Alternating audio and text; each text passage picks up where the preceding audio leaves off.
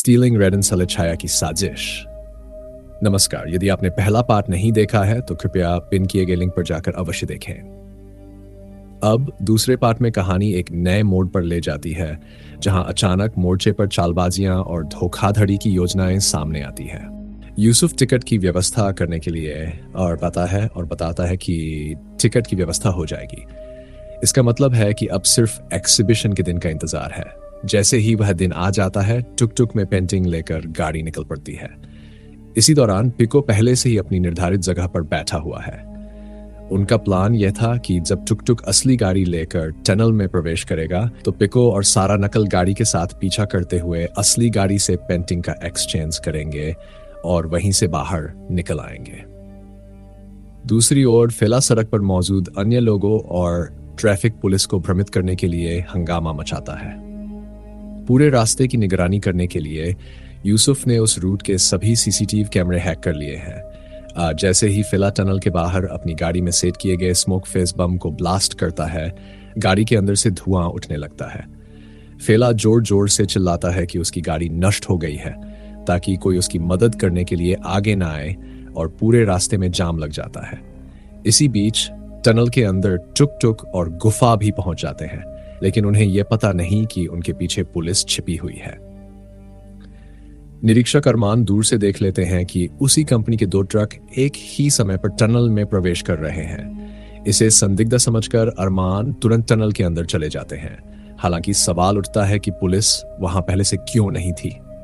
बाद में पता चलता है कि पेंटिंग को सुरक्षित रूप से एक्सिबिशन में पहुंचाने और फिर राष्ट्रपति भवन में लौटाने के लिए पहले से पुलिस के साथ संपर्क किया गया था, लेकिन यह बात पिको या किसी और को नहीं बताई गई थी। टनल के अंदर जब भी पिको गाड़ी एक्सचेंज करने जाता है, तभी अचानक निरीक्षक अरमान वहां आकर उन्हें गाड़ी से बाहर आने का आदेश देते हैं। इससे पिको बहुत डरा जाता है और तुरंत अपनी टीम को अलर्ट कर देता है। उस दौरान टनल में जाम के कारण टुक टुक और पिको आगे नहीं बढ़ पाते। सौभाग्य से इसी वजह से अरमान भी पिको के करीब नहीं पहुंच पाते। आखिरकार पुलिस फेला को रोक लेती है, क्योंकि फेला के कारण ही रास्ते में जाम लग गया था। इसे देखकर यूसुफ तुरंत फेला को बचाने के लिए दौड़ पड़ता है और उसे पुलिस के हाथ से छुड़ाकर भाग जाने में सफल हो जाता है। इसी बीच पिको भी टनल से बाहर निकलकर गाड़ी छोड़कर भागने की कोशिश करता है, लेकिन पुलिस पीछे छोड़ने का नाम ही नहीं लेती। सभी अलग अलग दिशाओं में भागते हैं और पुलिस कई दिशाओं से उन्हें पकड़ने की कोशिश में जुट जाती है। काफी समय बाद आखिरकार पिको पुलिस के चंगुल से बच निकलता है, पर दुर्भाग्य से टुक टुक को नहीं, उसे पुलिस गिरफ्तार कर ले जाती है और थाने ले जाती है। इस अप्रत्याशित मोड़ से पिको और उनकी टीम काफी भयभीत हो जाती है। साथ ही साथ पुलिस में भी उनका नाम क्रिमिनल लिस्ट में दर्ज हो जाता है। फेला को यह बात अजीब लगती है कि इतने अचानक होने वाले घटना के बारे में पारमांदी ने उन्हें सूचना क्यों नहीं दी, जबकि एक पूर्व राष्ट्रपति होने के नाते उसे पूरी जानकारी रखनी चाहिए थी। यह सोच उसे गहरी चिंता में डाल देती है। उसके बाद पुलिस एजेंसी की 2 गाड़ियों से 2 समान दिखने वाली पेंटिंगें बरामद की जाती हैं, लेकिन असली पेंटिंग पहचानना उनके लिए संभव नहीं होता। इसलिए निरीक्षक अरमान का टीममेट एक विशेषज्ञ को बुलाने का विचार करता है, पर अरमान बताते हैं कि ऐसे किसी विशेषज्ञ को बुलाने में बहुत खर्च आएगा, जो सरकार द्वारा नहीं मिलता है। इसलिए वे उस आर्ट गैलरी से संपर्क करते हैं जहां एक्सिबिशन होने वाला था, और वहां से पुलिस को सूचित करते हैं कि गैलरी के मालिक दिनी असली पेंटिंग की पहचान करने में मदद करेंगे। कुछ ही समय में दिनी वहां पहुंचते हैं। वह बड़ी ही सावधानी पूर्वक दोनों पेंटिंगों की जांच करते हैं। असली पेंटिंग को पुलिस को दिखा देते हैं और नकल पेंटिंग को नष्ट करने के लिए साथ ले जाते हैं। पुलिस उनकी बात सुनकर थोड़ी आश्चर्यचकित हो जाती है। फिर दिनी स्पष्ट करते हैं कि पेंटिंग्स को एक विशेष तरीके से नष्ट करना जरूरी है, नहीं तो कोई फिर से उनके कॉपी बना सकता है। यह सुनकर पुलिस दिनी को नकल पेंटिंग सौंप देती है। दिनी उसे लेकर पारमांदी के पास जाते हैं। यहां पता चलता है कि यह नकल पेंटिंग वास्तव में पुलिस स्टेशन में रखी गई थी और असली पेंटिंग लेकर दिनी निकल आया था। पूरी योजना में पारमांदी की साजिश साफ छलक जाती है। उसने जानबूझकर पिको को फंसाने की चाल चली थी, ताकि दिन के उजाले में असली पेंटिंग उसकी मुट्ठी में आ जाए। इस प्रकार एक ही पल में 2 शिकारी मारे गए और असली पेंटिंग पारमांदी के पास पहुंच गई। और पिकोओं को किसी ने भी पैसे देने पड़े नहीं, लेकिन इस काम को उन्होंने पैसे की लालच में करके नहीं किया, क्योंकि उनकी अपनी स्वभावगत खामियां थीं। इसी कारण देश के लोगों ने इस बार उन्हें जीतने नहीं दिया।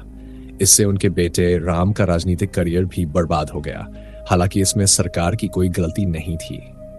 परमांदी हमेशा अपनी हार का दोष दूसरों पर डालता था। उसे लगता था कि उसे उसके अधिकार से वंचित कर दिया गया है, और इसलिए उसने प्रतिशोध लेने के लिए राष्ट्रपति भवन की उस स्पेशल पेंटिंग को हथियाने का फैसला किया। कुछ दिनों बाद राम का जन्मदिन था, तो परमांदी ने अपने बेटे को वह पेंटिंग गिफ्ट कर दी और दिनी को यह भी बता दिया कि उसे उसका हिस्सा पैसे मिल जाएगा। उस पर दिनी ने एक अजीब मुस्कुराहट दी, जिसका कारण अंत में हमें पता चलेगा। अगले दिन एग्जीबिशन में वह नकली पेंटिंग पेश की जाती है। वहीं पिको भी वहां जाकर पेंटिंग चेक करते हैं और समझते हैं कि यह असली नहीं बल्कि नकली है। उन्हें यह बात बहुत अजीब लगती है, लेकिन थोड़ी ही देर में उन्हें पूरा मामला साफ हो जाता है। उन्हें समझ आता है कि परमांदी पर भरोसा करके वे फिर एक बड़े झमेले में फंस गए हैं। घर लौटने पर सबको यह जानकर हैरानी होती है कि अब आगे क्या करना है, क्योंकि चारों ओर मुसीबत छा गई थी। सबसे बड़ी दिक्कत टुकटुक की थी, क्योंकि वह अभी भी पुलिस की नजर में बंदी था। अगर टुकटुक कभी अपनी बात खोल देता तो सब कुछ खत्म हो जाता और पिकों में से किसी की भी मदद करने का मौका नहीं बचेगा। सौभाग्य से टुकटुक ने अपना मुंह नहीं खोला। पुलिस के बार बार पूछने पर भी उसने कोई जवाब नहीं दिया। इस बीच पिको वाले परमांदी के धोखे से बहुत नाराज हो गए। उन्होंने फैसला किया कि अब परमांदी को उसकी हालत का हिसाब देना चाहिए। उसे समझा दिया जाएगा कि जिन बच्चों को वह समझकर फंसाता है वे कितने खतरनाक हो सकते हैं। लेकिन उससे पहले टुकटुक को जेल से छुड़ाना जरूरी था, इसलिए उन्होंने बिना समय गंवाए टुकटुक को छुड़ाने की योजना बनाना शुरू किया। इसी दौरान परमांदी अचानक जेल चला गया। पिको के पिता बुद्धिमान उससे मिलने के लिए गए। वहां हुई बातचीत से पता चलता है कि इस पूरे प्लान में बुद्धिमान ने उनकी मदद की थी, क्योंकि परमांदी ने उसे आश्वस्त किया था कि वह अपनी ताकत का इस्तेमाल करके देश के सबसे अच्छे वकील के जरिए बुद्धिमान को जेल से छुड़वा देगा। लेकिन परमांदी ने पिको को फंसाने का अपना प्लान बुद्धिमान से छुपा रखा था। तब जब बुद्धिमान ने जेल से बाहर आने के लिए परमांदी से जोर डाला, तो परमांदी ने अपने सारे वादे तोड़ दिए और कहा कि अब उसके पास कोई सत्ता नहीं है, क्योंकि वह अब राष्ट्रपति नहीं है।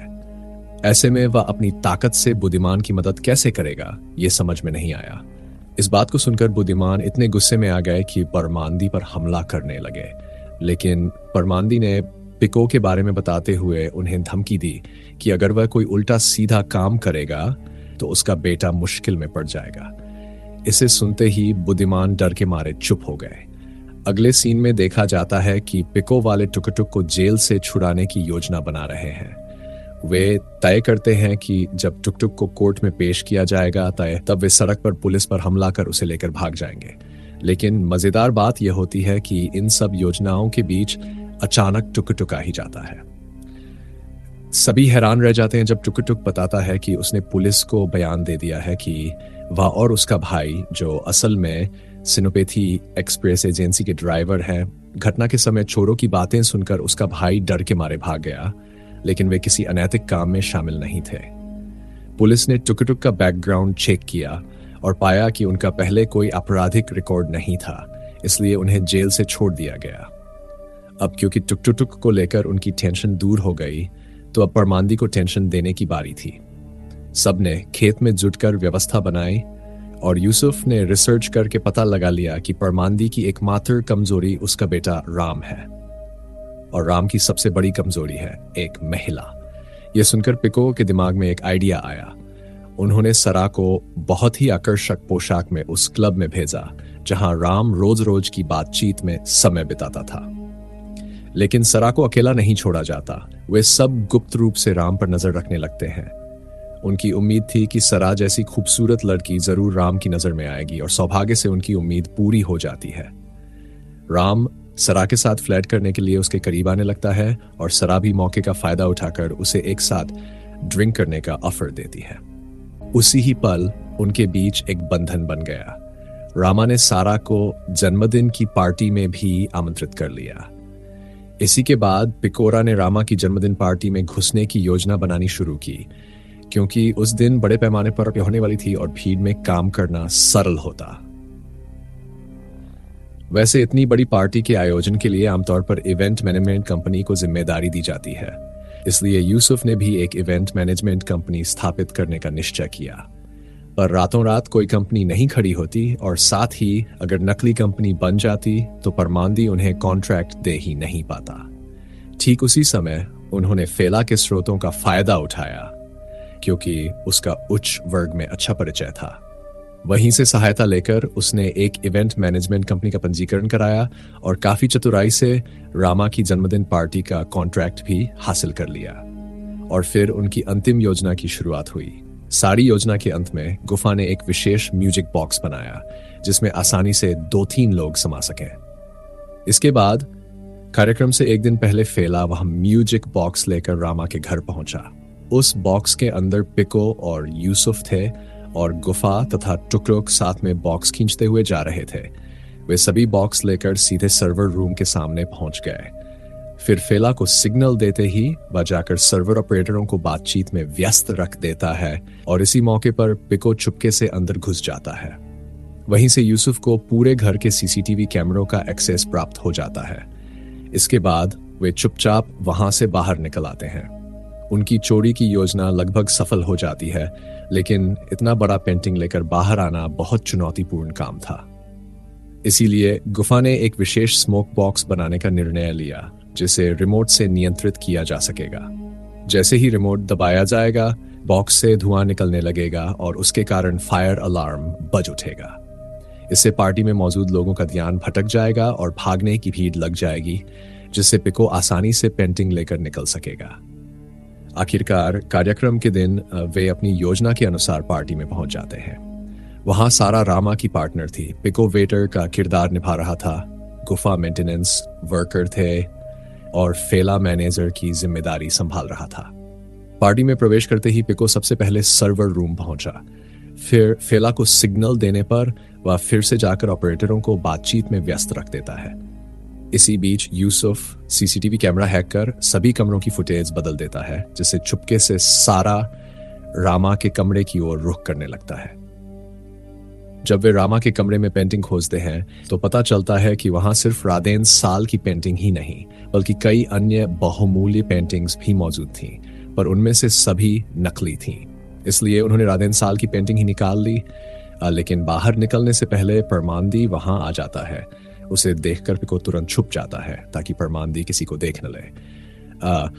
पर जाने के समय परमांदी कमरे का दरवाजा बाहर से रोक देता है। इसे देखकर पिको बहुत तनाव में पड़ जाता है। उसी बीच गुफा व स्मोक बॉक्स लेकर फायर अलार्म के पास पहुंच जाता है। सभी तब अंतिम पार्टी के लिए तैयार हो जाते हैं, लेकिन उसी समय एक और समस्या सामने आ जाती है। जब गुफा रिमोट कंट्रोल से बॉक्स से धुआं निकालने की कोशिश करते हैं तो पता चलता है कि बॉक्स काम नहीं कर रहा है। यह सुनते ही टीम के सभी बहुत तनाव में पड़ जाते हैं, क्योंकि यदि मेहमानों का ध्यान कहीं और नहीं हटता तो पिको बाहर निकल नहीं पाएगा। जैसे ही मामला चरम पर पहुंचता है, उसी वक्त सारा के दिमाग में अचानक एक योजना आती है। वह जानबूझकर रामा के करीब जाने की कोशिश करती है। रामा भी उसके साथ करीब होने लगते हैं, लेकिन ठीक उसी समय सारा उसे धकेलकर दूर करने लगती है और हंगामा शुरू हो जाता है, ये कहते हुए कि रामा उसे छेड़ने की कोशिश कर रहे हैं। इसे सुनते ही रामा के गार्ड उसके पास दौड़ते हैं और सारा के साथ झगड़ने लगते हैं। ये सब देखकर मेहमान खूब मनोरंजन कर रहे होते हैं। हालांकि सभी की नजरें सारा पर थीं, फिर भी यह पर्याप्त नहीं था, क्योंकि सभी एक जगह स्थिर खड़े थे। इसलिए पिको जब बाहर निकलने की कोशिश करता तो किसी न किसी को वे देख ही लेते। इस बात का सोचकर गुफा क्रोध में आकर उस बॉक्स पर लात मारने लगता है। सौभाग्य से उसी क्षण बॉक्स से धुआं निकलने लगता है और फायर अलार्म बज उठता है। आग की आवाज सुनते ही सभी वहां से भागने लगते हैं और पूरे घर में अफरा तफरी मच जाती है। इसी मौके पर जब पिको के कमरे का दरवाजा खुल जाता है तो वे पेंटिंग लेर एक गाड़ी में निकल पड़ते हैं, जबकि फेला दूसरी गाड़ी में चुपके से चले जाते हैं, चुपचाप कदम रखा। दो गाड़ियों को देखकर गार्ड और बाकी लोग पूरी तरह से घबरा गए और आखिरकार वे सब पल भर में फरार हो गए। स्पीड वाली गाड़ी चला रहा था, लेकिन अचानक रास्ते में नकाब पहने डाकुओं का हमले से पिको पर वार हो जाता है और दोनों पक्षों के बीच जबरदस्त लड़ाई छिड़ जाती है। लड़ाई झगड़े के दौरान पिको उन डाकुओं में से एक का नकाब खींचकर खोल देता है। उसकी चेहरा देखकर पिको पूरी तरह से सदमे में पड़ जाता है, क्योंकि वह आदमी उसका ही पिता बुद्धिमान था। वास्तव में जब पिको लोग परमांदी के ऊपर बदला लेने की योजना में व्यस्त थे, उसी दौरान बुद्धिमान बड़ी चतुराई से जेल से भागकर छद्मवेश में रामा की पार्टी में आ जाता है। वहां उसने पिको को पेंटिंग लेकर भागते देखा था, लेकिन उसने कोई हस्तक्षेप नहीं किया, क्योंकि उसका मकसद था खुद रास्ते से यह पेंटिंग चुराकर परमांदी से बदला लेना। अपने पिता के इस काम को देखकर पिको हैरान रह जाता है। क्या उसके पिता ने जिंदगी का जोखिम उठाया और अब उसे धोखा दे रहे हैं? यह बात वह कभी नहीं सहन कर सकता। बुद्धिमान उस तरफ गौर नहीं करते हुए अपनी गाड़ी लेकर तुरंत वहां से निकल जाते हैं, जबकि पिको सड़क पर बैठकर बेबस रोने लगता है।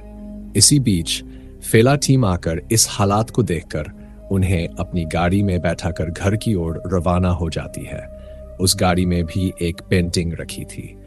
फेला जब उस पेंटिंग के ऊपर से पर्दा हटाते हैं माइक, तो पता चलता है कि यही रादेन साल की असली पेंटिंग है। उस समय पिको के मन में सवाल उठता है, तो बुद्धिमान ने आखिर क्या ले लिया? उसी समय बुद्धिमान का भी अचानक यह ख्याल होता है कि जैसे वह पेंटिंग को खोलना चाहता हो और जैसे ही वह उसे देखता है, उसकी आंखें चौकन्नी की तरह खुल जाती हैं, क्योंकि वह उन नकली पेंटिंगों में से एक निकली। कहते हैं ना, जैसा कर्म वैसा फल। अपने बेटे को धोखा देने की कोशिश में वह खुद ही नसीब के आगे धोखा खा गया। यह सोचकर वह खुद पर ही हंसने लगता है। दूसरी ओर परमांदी की टीम को भी पेंटिंग चोरी होने की खबर मिल जाती है। वे आसपास के हर इलाके में चोरों की तलाश में लग जाते हैं। इतना बड़ा जैकपॉट हाथ से निकल जाने से वह दिल टूट जाता है और इसे देखकर दिनी खुशी खुशी यूसुफ को फोन करता है। यूसुफ थोड़े हैरान होते हैं जब दिनी बताता है कि उसने यूसुफ टीम को पेंटिंग चोरी करते देखा है, लेकिन उसने रुकावट नहीं डाली क्योंकि उसे भी वही चाहिए था। अब दिनी चाहता है कि वह ये पेंटिंग यूसुफ लोगों से $1 बिलियन के बदले में खरीद ले। यह सुनकर यूसुफ बेहद खुश हो जाते हैं, क्योंकि अगर वे सभी इस रकम को बराबर बांट लें तो उनकी बाकी जिंदगी खुशी से कट जाएगी। अगले सीन में देखा जाता है कि पुलिस पेंटिंग से जुड़े मामले की जांच करते करते पिको लोगों के अड्डे पर पहुंच जाती है, लेकिन उस टीम के सदस्यों में से टुक टुक और यूसुफ के अलावा किसी को भी वह पहचान नहीं पाते। अब बाकी सदस्यों की तलाश में पुलिस नई योजना बनाने लगती है और इसी पल में कहानी यहीं समाप्त हो जाती है। वैसे तो पूरी कहानी भरपूर नाटकीयता और उत्तेजना से ओतप्रोत थी, लेकिन अंत में बुद्धिमान का काम मुझे पसंद नहीं आया। आपकी इस कहानी के बारे में क्या राय है? कृपया कमेंट में जरूर बताएं। कहानी के अंत में एक छोटा ट्विस्ट रखा गया है, इसलिए उम्मीद है कि इस कहानी का पार्ट 2 कभी रिलीज हो सकता है। तब तक के लिए चैनल की अन्य कहानियों का आनंद लें और चैनल को सब्सक्राइब करके बेल बटन दबा रखें।